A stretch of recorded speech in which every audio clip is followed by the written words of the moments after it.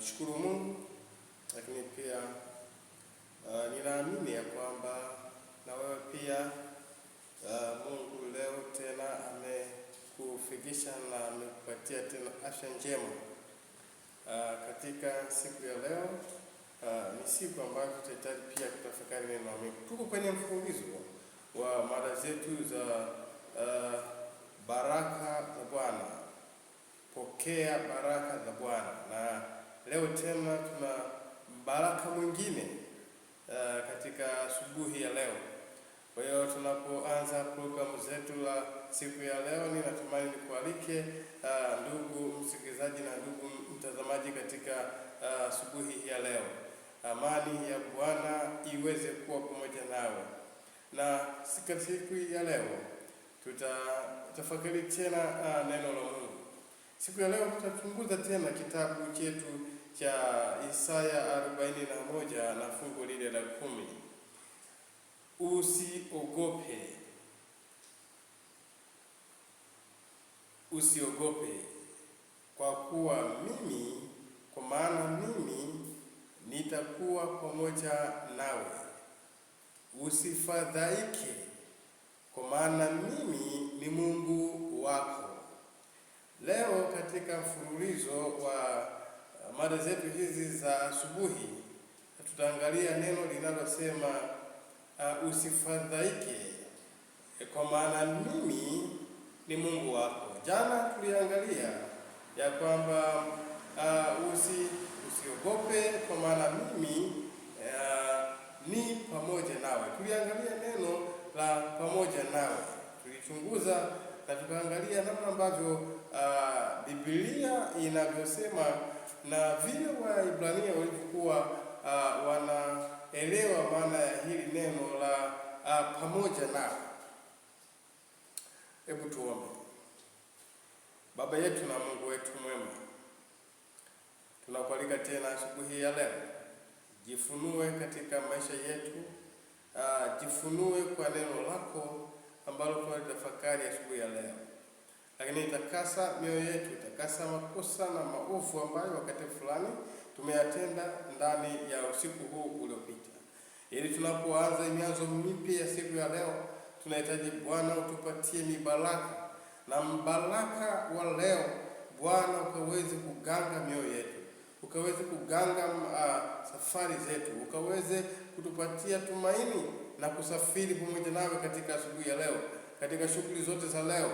Bwana akatukumbatie kama vile tai anavyokumbatia vifaranga wake, na zaidi ya yote mkono wako uliohodari, mkono wako wenye nguvu ukaweze kuwa pamoja nasi.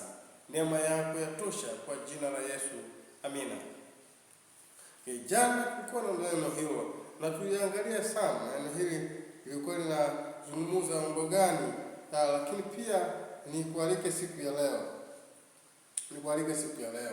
Tuliangalia mambo haya na tulijifunza neno la anoki amake. Anoki amake, ya kwamba niko pamoja nawe, niko pamoja nawe. Na tulijifunza kwamba pamoja na zoruba tunazoweza kuzipitia, bado yeye katika magumu tunaweza kuyapitia, yeye ameahidi kuwa pamoja nawe. Leo tutaangalia neno lingine linalosema kwa maana usifadhaike, kwa maana niko anasema kwa maana niko pamoja nawe. Hiyo ilikuwa ni ya jana, lakini leo anasema usifadhaike, kwa maana mimi ni Mungu wako. Kuna maneno mawili kwenye kufadhaika, usifadhaike. Neno la kwanza tuchunguze tu hii fadhaa. Fadhaa maana yake ni nini? Fadhaa katika Biblia, neno fadhaa limedhalisha maneno limedhalisha neno usifadhaike. Na usifadhaike Pia kuna neno linalotumia wingi ya kwamba msifadhaike. Neno usifadhaike kwenye Biblia limeandikwa mara 7. Na neno msifadhaike, yani wingi wa neno usifadhaike, mtu mmoja, wingi wake limetumika mara 10. Lakini sasa hayo maneno yametoka kwenye neno fadhaa. Na fadhaa inamaanisha ni neno linalomaanisha kuchanganyikiwa. Kwa hiyo fadhaa ni kuchanganyikiwa, wasiwasi, shida au hofu iliyokithiri. Kwa hiyo maneno hayo, fadhaa ina maana ni shida, fadhaa ni wasiwasi, fadhaa ni hofu, fadhaa ni kuchanganyikiwa. Mtu anapopitia fadhaa, unamwona anachanganyikiwa. Unakutana na watu ambao walikuwa vizuri, lakini maisha wakati fulani wamepitia kwenye kuchanganyikiwa. Hofu imekisiri juu ya maisha yao. Lakini pia nasema linaashiria pia mizigo ya kihisia. Mtu anapitia hisia zilizopitiliza. Mtu anawaza, mtu anaangalia alichofanyiwa na anakuwa na hisia kali. Hizo zinaitwa fadhaa. Lakini pia nasema ni hisia na kiroho inaweza kutenganisha mawazo lakini pia ishie hapo ya kwamba hasa ni hisia.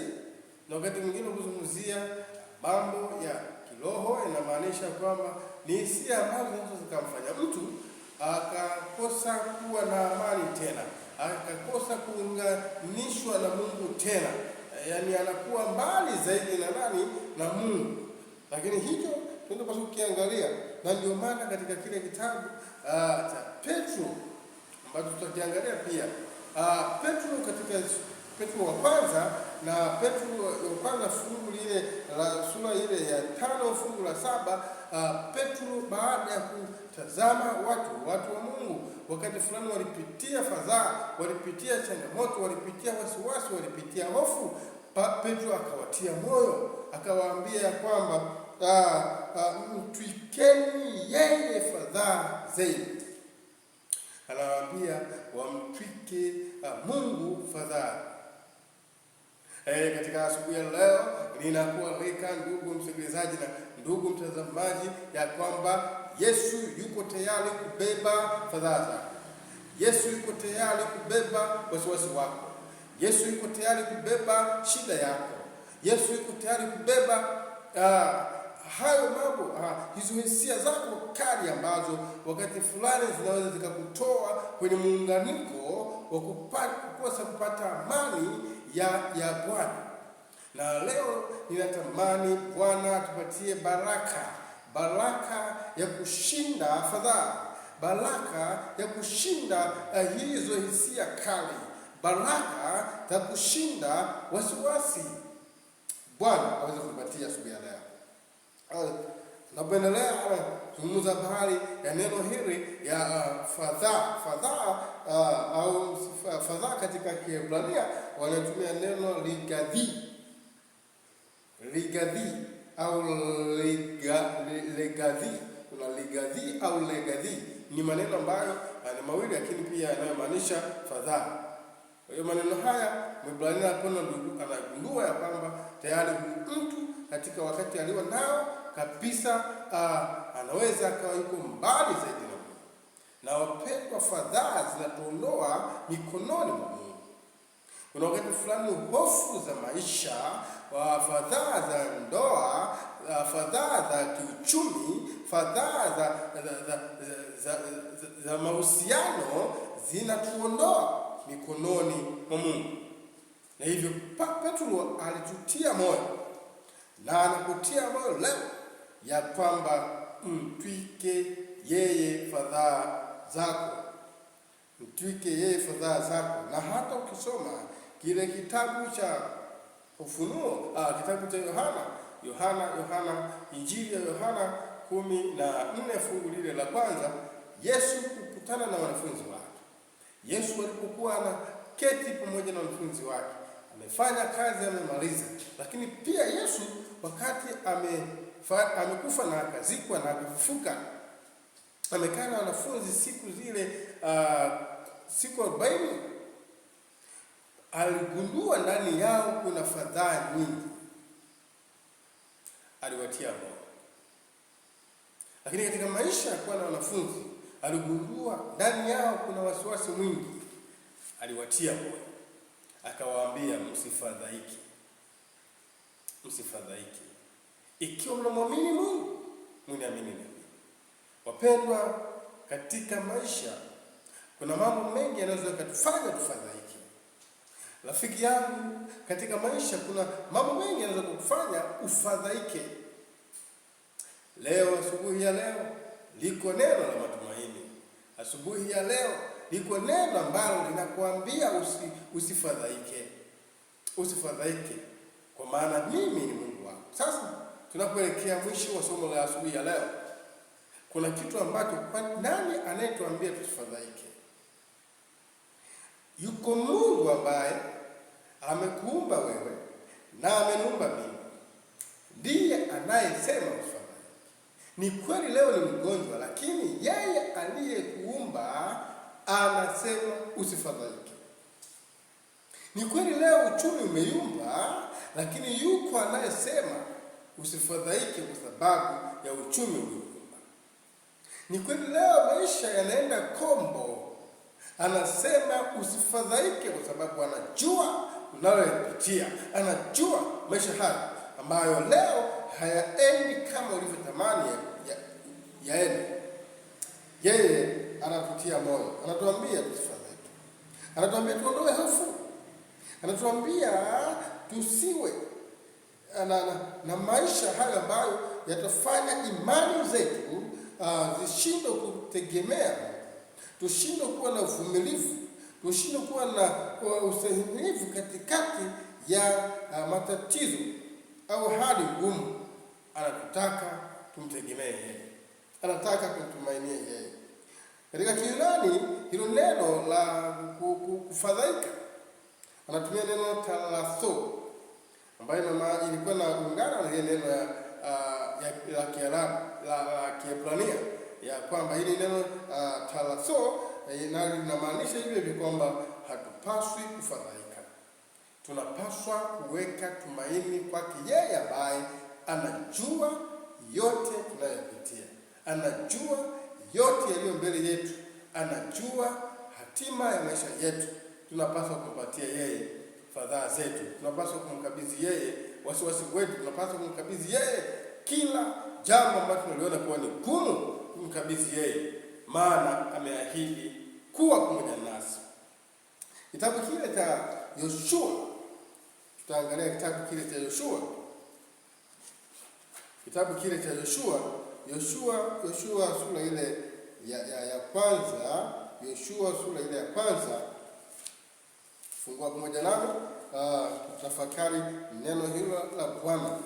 Kuna kitu ambacho tunaenda kukizungumza sasa. Yoshua sura ile ya kwanza, Yoshua sura ya kwanza fungu lile la 9.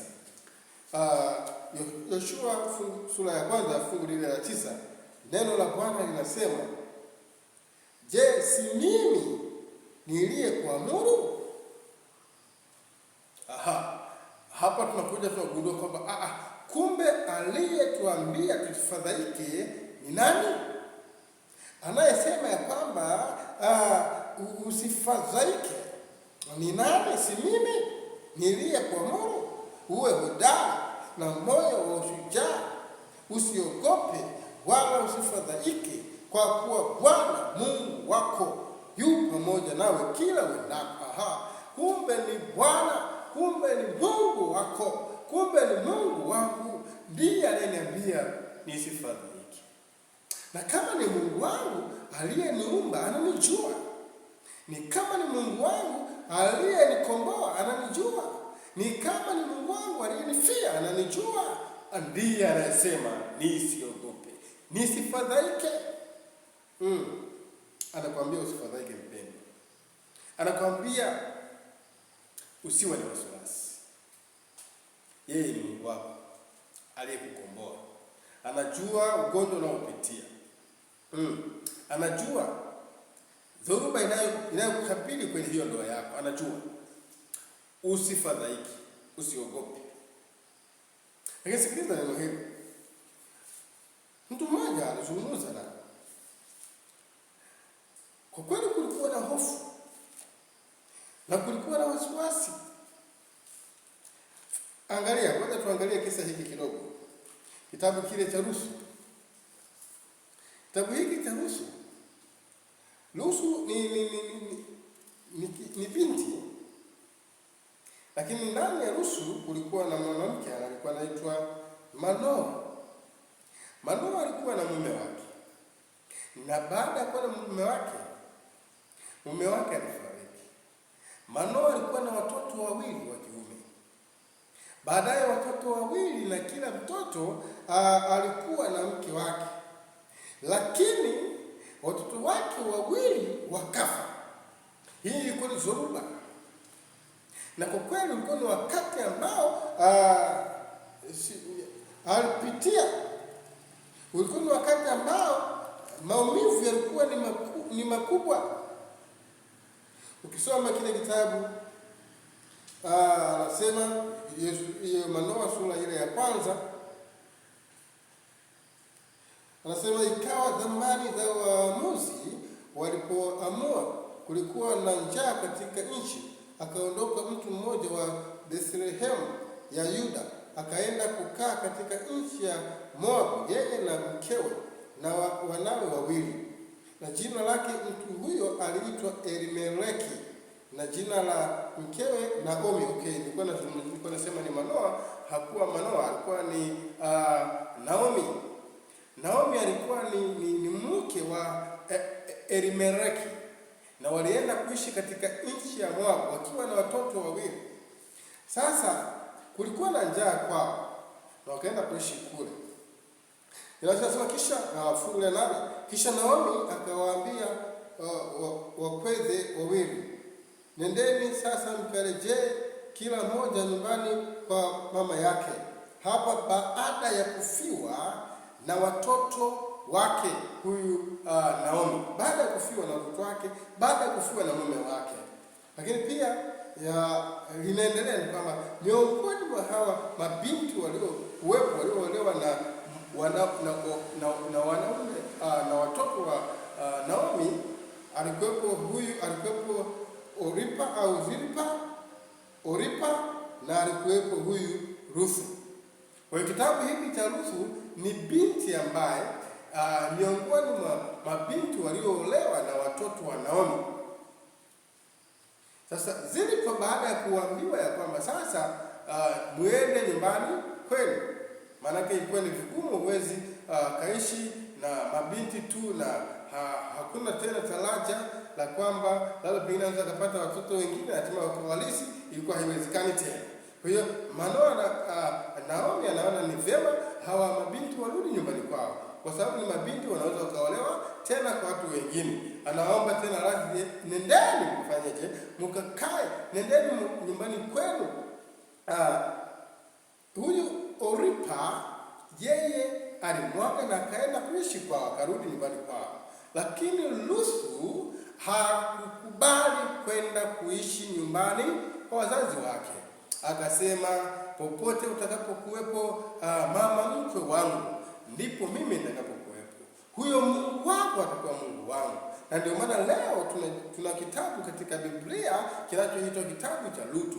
Kisa hiki kwa ufupi kinaonyesha namna ambavyo huyu binti alivyomfahamu mama mkwe wake, alivyokubali, alifanya maamuzi ya kuendelea kubaki na mama mkwe wake ambaye alikuwa mjane kwa wakati huo. Nikutie moyo, dhoruba unayopitia huenda ulipitia kama ile ambayo Naomi alipitia. Yuko Mungu ambaye anasema usiogope. Yuko Mungu anayesema usifadhaike. Ndiye yuko pamoja nawe. Sasa fungu letu ni fungu lile la 3, sura ya 3 fungu la 11. Kitabu cha Rusu sura ya 3 fungu la 11. Neno la Bwana linasema hivi: basi mwanangu, huyu ni Naomi anamwambia Rusu sasa, basi mwanangu, usiogope, mimi nitakufanyia yote uyanenayo, kwa maana nchi wote pia wa watu wangu wanakujua ya kuwa mwanamke mwema. Alimfahamu ya kwamba Ruthu ni mwanamke mwema, na hivyo kuna mambo ambayo lazima atamfanyia, na kwa kweli lilitokea jambo ambalo alifanyiwa, na hatimaye Mungu aliruhusu lifanyike hili. Hii ni kuonyesha kwamba popote pale, ikiwa kama ni mwema, hata kama unapitia dhuruba kiasi gani, unapaswa kuelewa ya kwamba yuko Mungu atakaye kutendea mema, kwa sababu mema hayo Bwana atakurejeshea pia. Jali, ishi kwa wema, ishi kwa kujali wengine, ishi kwa kutenda matendo ambayo Bwana ataonyesha baraka zake ndani yako. Lakini pia jambo lingine katika asubuhi ya leo ni kile kitabu cha Isaya 54 mstari ule wa 4. Isaya 54 mstari ule wa 4. Kuna jambo lingine ambalo neno usifadhaike linaibuka tena. 54 fungu lile la 4 linasema, usiogope, maana hutahayarika, wala usifadhaike, maana hutaaibishwa, kwa kuwa utasahau aibu ya ujana wako, pia mashutumu ya ujane wako hutayakumbuka tena. Huyu alikuwa ni mjane, na unajua jana wakati fulani umepitia maisha ya kuwa na hofu, kuwa na wasiwasi, kuwa na fadhaa, wamepitia. Na hapa Isaya alikuwa anamtia moyo mjane mmoja. Wakati fulani huenda alipata aibu, huenda watu walimletea fadhaa, walimletea wasiwasi, lakini Mungu alikuwa anamtia moyo kupitia nabii Isaya ya kwamba usiogope, usifadhaike. Pamoja na aibu hizo, zitakuja wasaa utazisahau. Pamoja na changamoto hizo, kuna wasaa utakuja utasahau. Napoelekea mwisho wa somo hili, huyu Mungu wako anayekualika, huyu Mungu wako ambaye mwisho tutamalizia fungu lile la Kumbukumbu la Torati 6:1-5. Yuko Mungu ambaye ni Mungu wako. Anasema huyu Mungu wako, neno Mungu wako ina maana ya uhusiano. Hakika yuko Mungu wa mahusiano, Mungu anayejali, Mungu anayejua mapito yako, na mahusiano yake nawe yanadumu milele.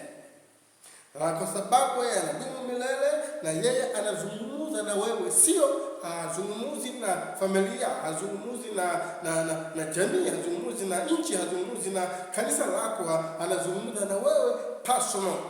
Anazungumza na wewe binafsi ya kwamba yeye ni Mungu wako. Usiogope, usifadhaike. Usifadhaike. Nisifadhaike, yeye ni Mungu wako. Nisifadhaike. Na kwa sababu ananijua, na kwa sababu anaelewa mapito ninayopitia, ninapaswa kuwa na ujasiri. Ninapaswa kuwa na imani. Ninapaswa kutulia miguuni pake.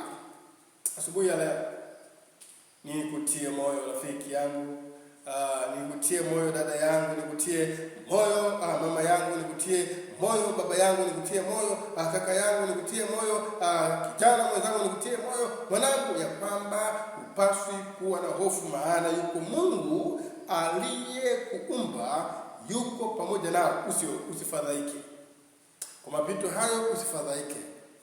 Funge somo letu la leo na kitabu kile cha Kumbukumbu la Torati. Kumbukumbu la Torati, ile sura Kumbukumbu la Torati, sura ya 6. Sura ya 6, neno la Bwana linasema, na hii ndiyo sheria na amri na hukumu alizoziamuru Bwana Mungu wenu, mfundishwe mpate kuzitenda katika nchi ile mnayoivukia kuimiliki. Fungu la pili, upate kumcha Bwana Mungu wako, upate kumcha Bwana Mungu wako, kuzishika amri zake zote na sheria zake ninazokuamuru wewe na mwanao na mwana wa mwanao siku zote za maisha yako, tena siku zako ziongezwe. Fungu la tatu, sikiza basi Israeli, ukaangalie kuzitenda, upate kufanikiwa, mpate kuongezeka sana, kama Bwana Mungu wa baba zako alivyokuahidi, katika nchi ijayo maziwa na asali. Fungu la nne, sikiza Israeli, Bwana Mungu wetu, Bwana ndiye mmoja, nawe mpende Bwana Mungu wako kwa moyo wako wote na kwa roho yako yote na kwa nguvu zako zote.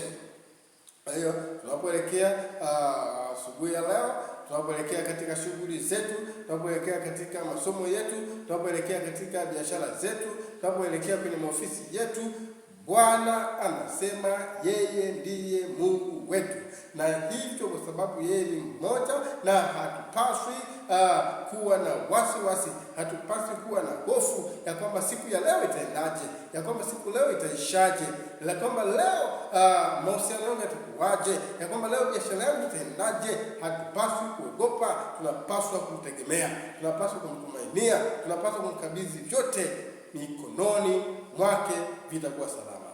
Mungu wetu atutie moyo, Mungu wetu atupatie uwezo wa kustahimili pale mambo yanapokwenda sivyo ndivyo, na neema yake ikae pamoja nasi kwa jina la Yesu Kristo tunaomba.